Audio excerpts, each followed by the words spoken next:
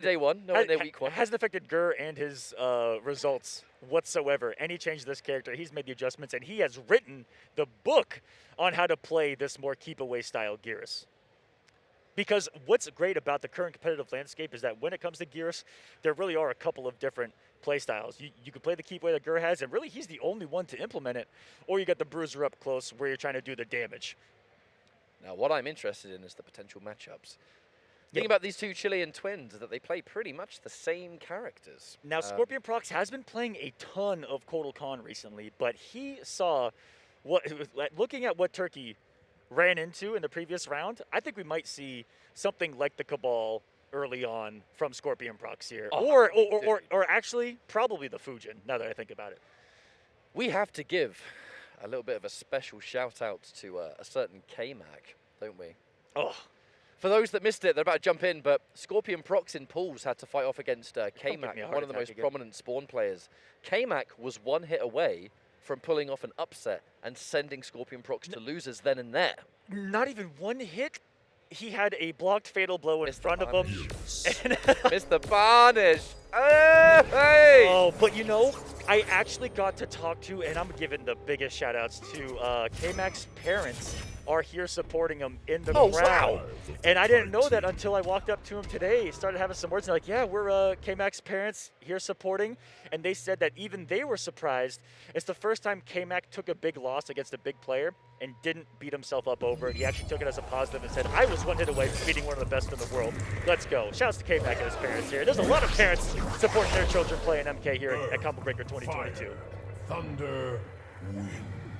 Now, at the same time, how is this matchup going to go? Fujin all about that mobility, utility of that too, but Gur, I mean, such a rock-solid brick wall of the playstyle, always, but also unpredictable. We'll do a down two here and there, we'll get a couple of down ones in. And I've had a lot of conversations with him, and I've seen the development over the last, I'd say, year at least, where he's starting to use that command grab more and use that mid-command grab threat as a weapon. So he has that duplicitous edge of being a deadly threat up close and a deadly threat afar. He's already off to a good start. As he's got him to the corner, this is so scary. Now this is something we're going to see a lot. Flawless block. The twins in particular have been using so many of these flawless blocks in positions where you just shut down and jump in. Oh my god! And that sand trap! That was disgusting. Gur using the that no one else does. And look at this damage. He's gonna KP? No. Get him the better spikes. He's using better spikes. Gur is? No way. He's not stoning. He's a bruiser today. I love the choice though. Why go for the KB when you can just keep them in the corner? Fujin would probably much rather be mid-screen. Oh, the Lord. He gets annihilated by the tornado. My man took to the skies as the winds god chow. Imagine pressing a button and getting sucked towards the sky. And then, okay. Ackerman, 14 seconds on the clock. There's the amplify though. We said it though. Ackerman, nothing is left on the table with the twins. Anything that can be max damage, no matter how small the hit is. But hang on a minute. Quick sec. This is starting to cause a little bit of a trouble here for Fujin. I wonder how often we'll see that. Yeah, as most of the mobility from Fujin is going to rely on either wave dashing or special moves. I mean, special moves are going to do a decent job. Normals are the best way through them. That's why you see, oh my goodness, the likes of Turkey was able to get through them pretty well with the advances with normals. And oh no, Gur about to get put into jail here. It's going to be a walk back. No, not afraid to press button. Oh, if he would have gone beyond that, we would have seen a whole completely different story. But he baits it down to a Gur. He said he wasn't afraid to press it here late. And he's going to have to get risky with his health deficit. Instant jump in, goes for a late jump kick just in case Gur was maybe going to go for a flawless block or something similar. But any amount of chip damage is going to be a real pain from this point on. Oh, puts him in the corner, and with the way things are going, probably going to be a whiff punish. All right, no, grab him. Okay, just gonna cash out. That reminded me of Indiana Jones, where the guy was just swinging a sword for 10 minutes and then he just shot him. That's what Gur just did. He's like, okay, you're doing all this dancing? Watch them whiff and punish him. And big damage on that 40%. We saw a comeback happen just a few matches ago, where a real-life comeback happened off the start of using a fatal blow early on, and the pressure's applied now. Oh, Shadogi with the throw! And that's a strike throw setup every time for Geras. And Scorpionprocs says, I'm not falling for that today. It's a 1-0 lead. And even on the victory, Nicolas is saying, man, you gotta clean it up. You gotta clean it up to say it's not good enough. You didn't win hard enough. That's crazy. But That's we said, but that's a brother though. That's a teammate. oh, absolutely. There's just something about twins in the fighting game scene that just have that advantage. He actually didn't even need to go up on stage to tell him that. That's what's really crazy. You know, that telepathic? Oh, yeah. I believe it. We saw it on display yesterday. You and Mustard had a connection. We did? He couldn't hear me, but he could definitely hear me. Yeah, but he could hear you. I believe it. I believe. So from this position, Ger, the kind of player that is absolutely not shy of taking that time. And that really is all there is to it. I mean, he does personify the character that he plays. Time is not of the essence when it comes to this man, this immortal sand being. I mean, you're not going to find Ger on tilt. He makes an incredible amount of reverse 3-0s in tournament.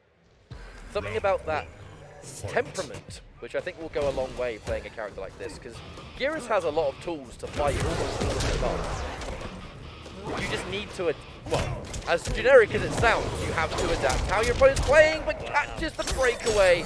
And Scorpion is getting a really good start here. Does drop the combo though. I mean, just the way that started is, oh, that's gonna be a huge check confirmation. The fact that he's down 3-ing and checking his Scorpionprocs, not a lot of people in North America check after that down 3 because it has such quick recovery, and that's huge in this matchup. It's not letting Ger get away with that type of murder. There it is right there. See, and he did. I lied right to your face. I was ready for it. And hit. The judo jump. A lot of plus frames on that.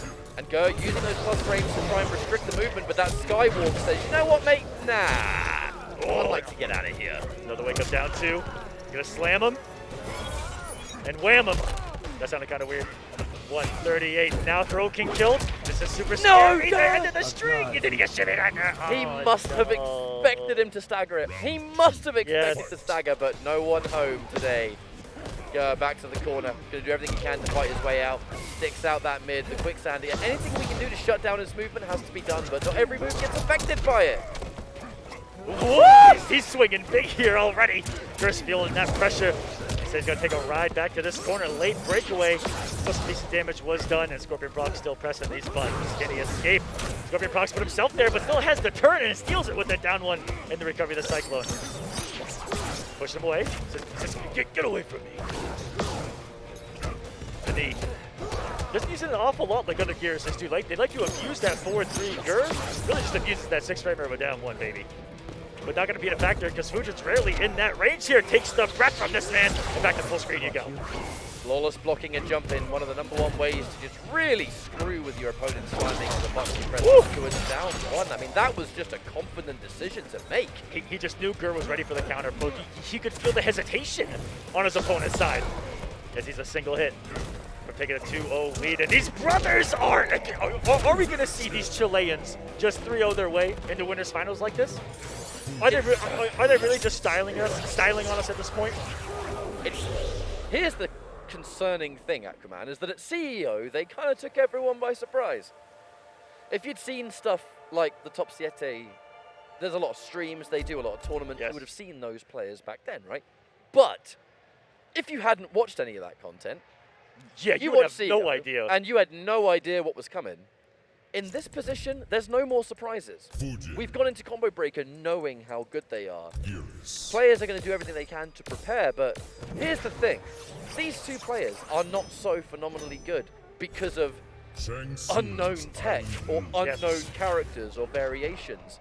They play some of the highest used characters. They play Cabal, they play Fujin, they play other characters as well. Kodokan, who has been really popular here today. It's and we just that they play them and the game so perfectly that you just have to play at your 100%, otherwise you will not win.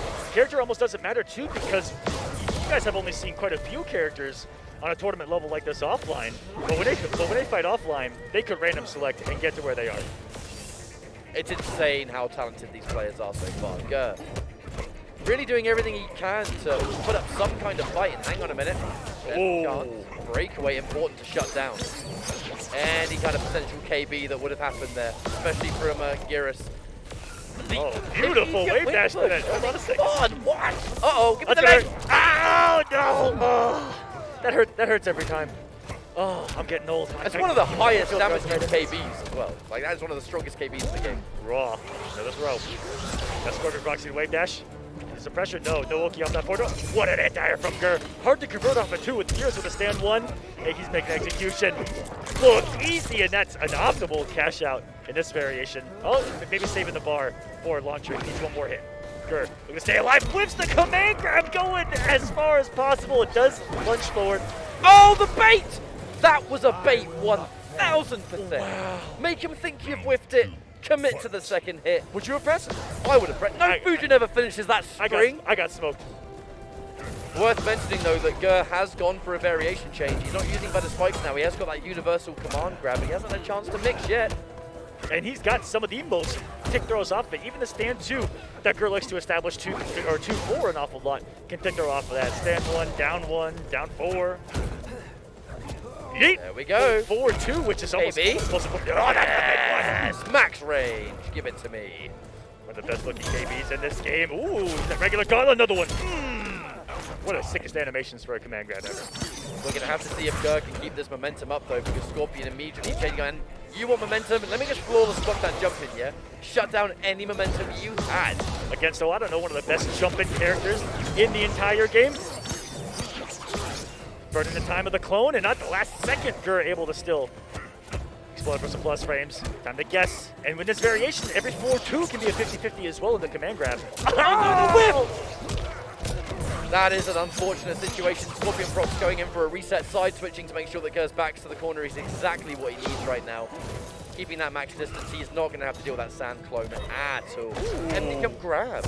Now, hang on, Aquaman. 13 seconds on the clock. I'm gonna do not it. Needed. Give me the round. Caught Scorpionprocs pressing buttons with a meaty down 3 of all things. Maybe I'd like to see him implement a little more tick throws. It looks like Scorpionprocs is just holding the pressure right now off of the stand 2s, the forward 2s. And those raw command grabs are already getting Gur killed right now. Just whipping them. Oh, not this one. Boom. Right to the face. Did you see him stand his ground for a moment and then he missed the anti-air? That Sistine Chapel reach of a jump on that Fujin has. Pretty sure he was looking for a down 2 there, but no one home. The back one confirmed Scorpion. Optimals. We'll just get a nice little bit of damage. No down 2, but you know what? 31%. We'll still take that. That's still not bad. The flawless block, but flawless block the second. Oh no, the one tick throw he went for. But you know, Scorpionprocs had that buffered in. Those dive kicks are huge. Whoa. Those clones. Good movement by Scorpionprocs. Those just get away from them. They're not going to be the biggest threat. Just got to look for Gur's teleport. Look for the plus frames. Now he pushes them. He's building that space. He's building that space really well and knows that he can simply out-normal Gears at that range. Oh, perfect read! And the armor breaks and a reset the damage too. Big trouble now is Gur. Lots of work left to go. Yes, he's got some resources, but no!